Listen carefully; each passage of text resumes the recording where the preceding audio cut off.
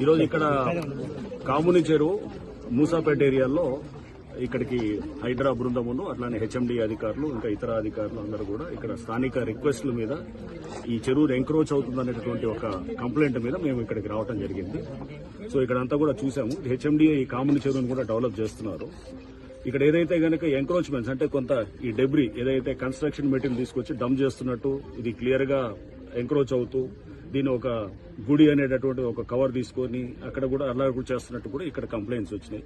So ఇక్కడ స్థానికులు కూడా చెప్పాం, గతంలో అంటే ఇంతకుముందు ఆల్రెడీ కట్టినటువంటి ఇల్లు ఏవైనా ఉన్నా వాటిల్ని ఎటువంటి పరిస్థితుల్లో హైడ్రా టచ్ చేయదు. కానీ ఇక మీద అంటే హైడ్రా ఫామ్ అయింది జూలైలో, ఆ తర్వాత గనక ఏమైనా స్ట్రక్చర్స్ వస్తుంటే గనక వాటిల్ని ఖచ్చితంగా వాటిల్ని డిమాలిష్ చేయడం జరుగుతుంది. చెరువు ఎఫ్టీఎల్లోకి వచ్చి కడుతున్నటువంటివి కానీ ఇప్పుడు ఏదైతే గనక ఆల్రెడీ పర్మిషన్ లేకుండా ఉన్న వాటి గతంలో పర్మిషన్ తీసుకొని ఏమన్నా పాత డేట్స్ తోటి కడుతుంటే గనక ఓకే, దట్ ఈస్ యాక్సెప్టెడ్. కానీ బట్ ఇప్పుడు పర్మిషన్ లేకుండా వచ్చేటువంటి ఇక్కడ పర్మిషన్స్ కూడా ఇక మీద అంటే హైడ్రా ఫార్మేషన్ తర్వాత వచ్చే పర్మిషన్స్ కూడా అది వస్తే కూడా దాని మీద కూడా మేము చెక్ చేస్తాం.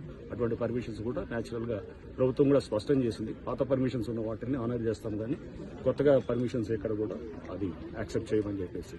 సో ప్రభుత్వ పాలసీకి అనుగుణంగా ఈ చెరువులను కాపాడే దీంట్లో మేము డెఫినెట్ గా ఎఫ్టీఎల్ అట్లానే ఎంక్రోచ్మెంట్స్ కాపాడే దిశగా హైడ్రా పనిచేస్తుంది. అండ్ దీంట్లో ముఖ్యంగా ఈ ఎవరైతే పేదవాళ్ళు ఉన్నారో లేకపోతే చిన్నవాళ్ళందరూ కూడా ఆక్యుపై చేస్తున్నారో వాళ్ళని ఎటువంటి పరిస్థితుల్లో డిస్టర్బ్ చేయడం కూడా వాళ్ళకి చెప్పడం జరిగింది. సో దీంట్లో ఎవడన్నా వచ్చి రేపు తప్పుడు ప్రచారం చేసి మీ ఇల్లులంతా కూడా కూలుస్తారంటే దయచేసి నమ్మొద్దని కూడా నేను చెప్తున్నాను. ఆల్రెడీ మీరు ఎప్పుడో కట్టుకుని ఇల్లులు అవి అనాథరైజ్ అయినా ఆథరైజ్ అయినా పర్మిషన్ ఉన్నా పర్మిషన్ లేకున్నా కానీ వాటిని కూలగొట్టగలం.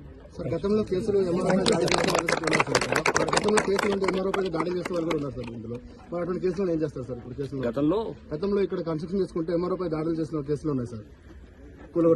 కేసులు బట్టి వాళ్ళు పోతారు. అప్పుడు కేసులు ఉంటే ఆ కేసులు ఎప్పుడు వాళ్ళ మీద కేసులు పెట్టుకుంటారు సార్. లేకపోతే ఆ కేసులు బట్టి ఉంటుంది. గతంలో చేసిన దానికి అప్పుడు గతంలో ఏదైతే కేసు పెట్టారో అది చట్టపరంగా యాక్షన్ ఉంటుంది. ఇప్పుడు ఎవడన్నా చేస్తే కనుక దాని పరంగా యాక్షన్ ఉంటుంది.